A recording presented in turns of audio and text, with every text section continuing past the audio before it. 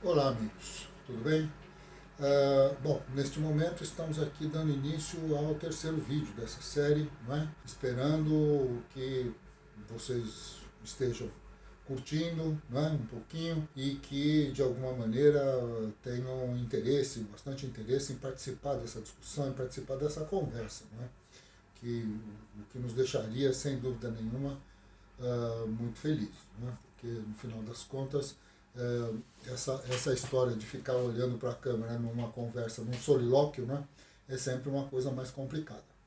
Mas de qualquer forma vamos retomar aqui. Né? No vídeo anterior nós estávamos falando justamente do papel das escolas no processo de urbanização capitalista, tipicamente fabril do século XIX, e acabamos concluindo que a escola nos ensina, na verdade, a ler e a escrever os elementos que compõem a vida urbana. Não é? Quer dizer, os jogos simbólicos, as formas de comportamento, a maneira o momento certo de dormir, de acordar, de banhar-se, de se relacionar com as pessoas, de conseguir, inclusive, se deslocar por quilômetros e quilômetros e milhares de quilômetros e ter domínio de linguagens que são comuns ao mundo todo, como no caso da matemática e tantas outras. Mas, assim, a questão fundamental, ainda não vamos tocar na questão das disciplinas, né, nesse momento,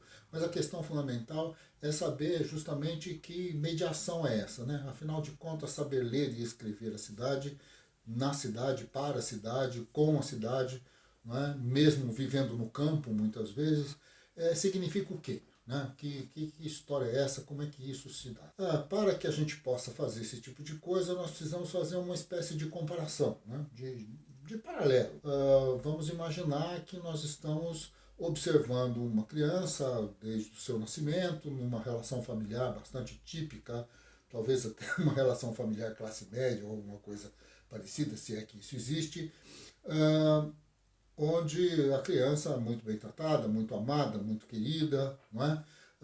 Nós temos então os adultos que vão conversar com ela, mesmo que ela não saiba falar, e vão mostrar brinquedinhos, mesmo que ela não saiba, não tenha nem muita condição de enxergar e mesmo que não faça a menor ideia do que está acontecendo. Mas sabemos perfeitamente e temos já comprovações científicas sobre isso, de que uma criança que não tem relação com os adultos, uma criança que nunca escutou ninguém falar, que ninguém, digamos, contou historinhas, que ninguém brincou com ela, que ninguém a estimulou a convivência, né, a comer com garfo e faca e coisas desse gênero, dificilmente essa criança vai conseguir falar, né, no mínimo. Não é?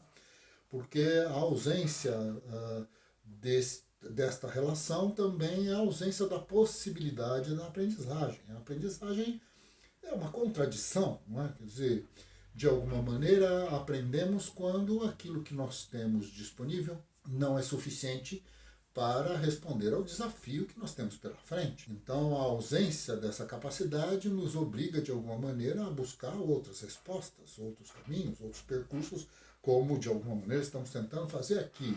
Não é?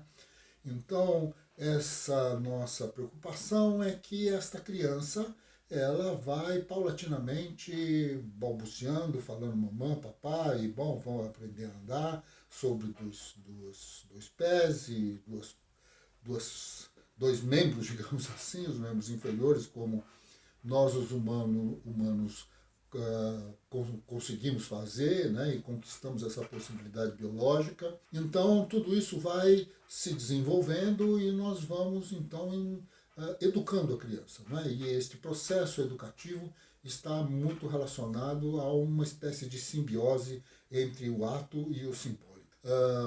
Nós jamais, ou pelo menos não temos essa tendência insana de dizer à criança que vamos lavar a sua cabeça e na verdade lavamos o pé, e nem dizemos à criança que está na hora de almoçar e na verdade o que nós queremos é colocá-la para dormir e assim por diante. Ninguém quer torturar uma criança, né, a princípio.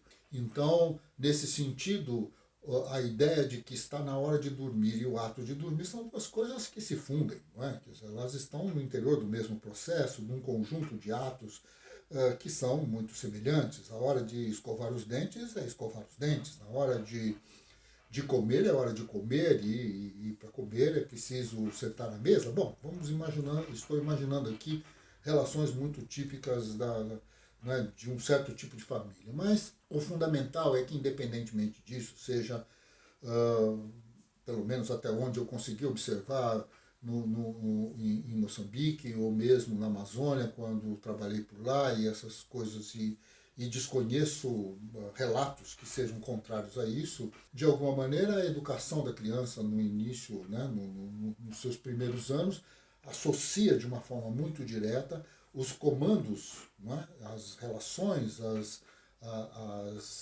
inflexões que são propostas pelos adultos com aquilo que de alguma maneira está associado ao ato imediato da vida. Não é? Quando nós dizemos a uma criança para ela não colocar a mão na tomada, é para não colocar a mão na tomada. Nós não estamos falando para ela, dizemos para ela não colocar a mão na tomada, mas o que desejamos é que ela penteie o cabelo. Essas coisas não existem. Isto é fundamental, não é? Porque é justamente a ida à escola que provoca uma ruptura radical em relação a isso. Não é? Porque a escola é aquela que vai colocar uma série de condições sem que essas condições se realizem. Não é?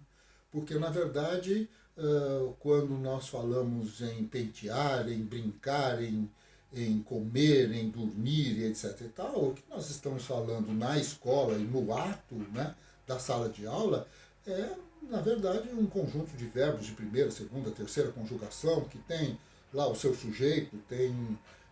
quando nós construímos uma frase, não é?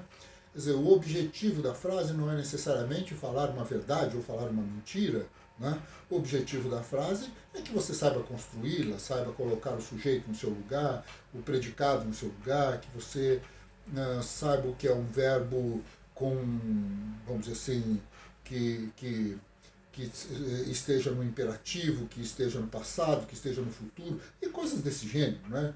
Quer dizer, conjugar o verbo correr é uma coisa da escola, correr é uma coisa da comunidade, uma coisa da hora do intervalo. Não é? Quer dizer, você corre na hora do intervalo, mas conjuga verbos dentro da sala de aula. Você, na sala de aula, você vai a lugares que você nunca foi e que muito provavelmente, grande parte da sua vida, você vai passar sem nunca ter ido. Quer dizer, a escola é o lugar do imaginário, a escola é o lugar do simbólico, a escola é o lugar onde nós nos apropriamos das relações simbólicas.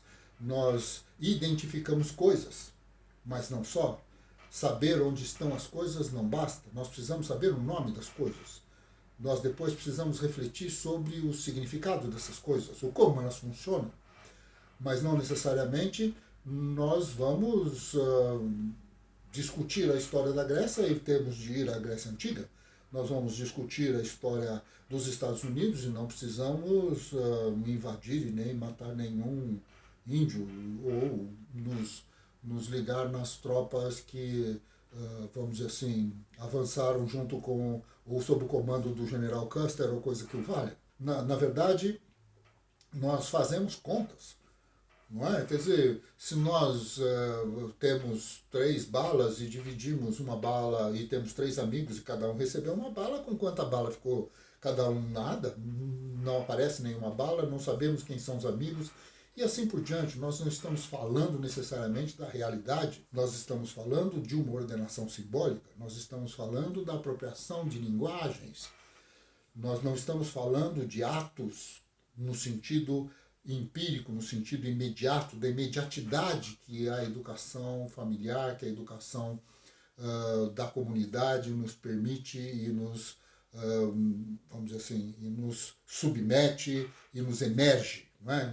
Onde nós saímos, porque, na verdade, mesmo que estejamos numa aula de educação física, a grande discussão é que quando nós estamos brincando de bola na rua, as regras do jogo são feitas pelos meninos, não é? Ou pelas meninas, ou por aqueles que estão jogando, mas quando nós estamos na escola, quem define as regras é o professor, e assim por diante. Ele diz o que é uma falta, o que não é, e quando se marca gol ou não.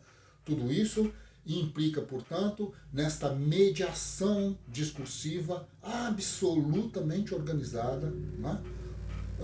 Que deve, então, ser o parâmetro sobre o qual a gente olha a realidade. A realidade, então, não, o discurso não é uma relação direta entre o que fazemos e o que estamos escutando ou falando, ou seja lá o que for. Mas é uma relação entre um jogo simbólico e o pensar, digamos assim, sobre o conjunto de atos com os quais nós vivemos. Muito bem, amanhã tem mais. Muito obrigado. Vejam aí a possibilidade de fazer perguntas, de comentar e etc e tal. Estamos aqui aguardando, beleza? Um abraço a todos.